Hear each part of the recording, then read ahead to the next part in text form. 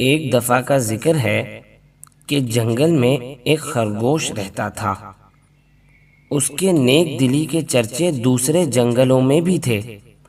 اس نے جنگل میں ہر کسی کے ساتھ ہمدردی کر کے دشمنوں کو بھی اپنا دوست بنا رکھا تھا۔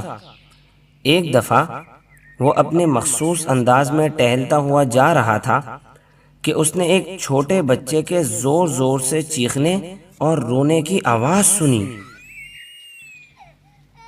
وہ ٹھٹک کر رک گیا۔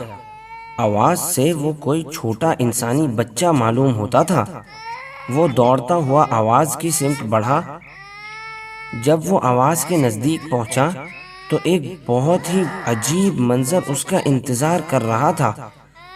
10 سے 12 سال کا ایک انسانی بچہ درخت پر چڑھا ہوا تھا اور زور زور سے چلا رہا تھا، اور نیچے ایک خونخوار چیتا بے چینی سے ٹہل رہا تھا۔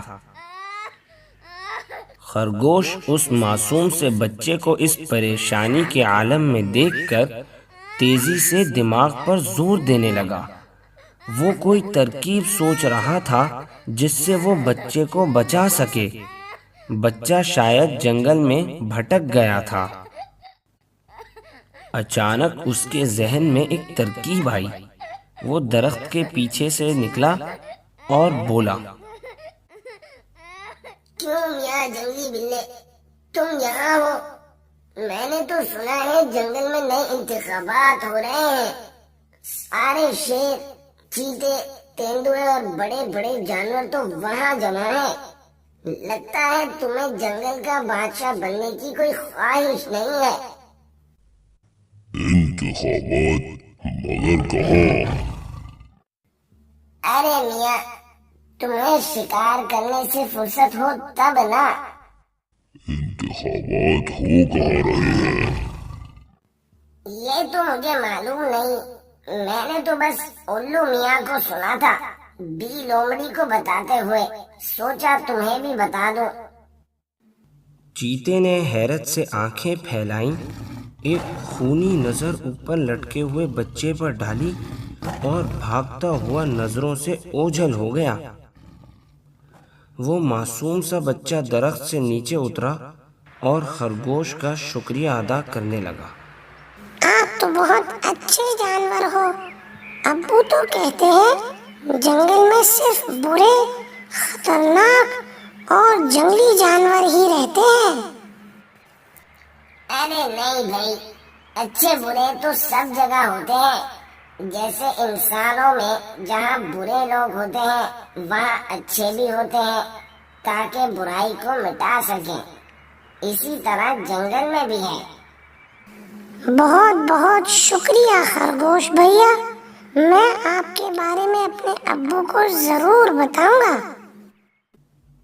اگلے دن خرگوش اپنے دونوں چھوٹے بچوں جوجو اور مومو کے ساتھ جنگل کی ندی کے کنارے کھیل رہا تھا کہ اچانک پیڑوں کے پیچھے سے وہی چیتا غراتا ہوا نمودار ہوا جس سے گزشتہ روز خرگوش نے انسان کے بچے کو بچایا تھا۔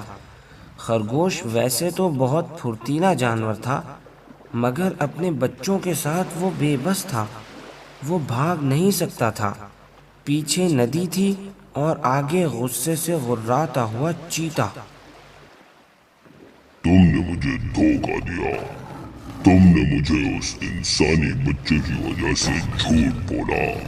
اب میں تمہارے بچوں کو نہیں چھوڑوں گا۔ وہ غراتا ہوا آگے بڑھا ہی تھا کہ ماحول میں ایک دھماکے کی آواز گونجی اور ایک گولی ہواؤں کو چیرتی ہوئی سیدھا چیتے کے سینے میں آ لگی۔ خرگوش نے دیکھا تو وہاں ایک آدمی ہاتھ میں پستول لیے کھڑا تھا اور اس کے ساتھ وہی چھوٹا سا بچہ اچھل اچھل کر ہاتھ ہلا رہا تھا۔ وہ دونوں خرگوش کے قریب آئے اور اس بچے نے خوشی خوشی خرگوش کو بتایا، ارے خرگوش بھیا، کیسے ہیں آپ؟ ہم یہاں سے شکار کرنے کے لیے گزر رہے تھے کہ اچانک ہماری نظر اس چیتے پر پڑی جو آپ کی طرف خوخار انداز میں بڑھ رہا تھا۔ میں نے ابو کو بتایا کہ آپ نے ہی کل میری جان بچائی تھی۔ پھر میرے ابو نے کہا کہ بھائی ہمیں بھی اس کی جان بچانی چاہیے۔ خرگوش نے ان دونوں کا شکریہ ادا کیا اور خوشی خوشی اپنے بچوں کو لے کر اپنی کھو کی طرف بڑھ گیا۔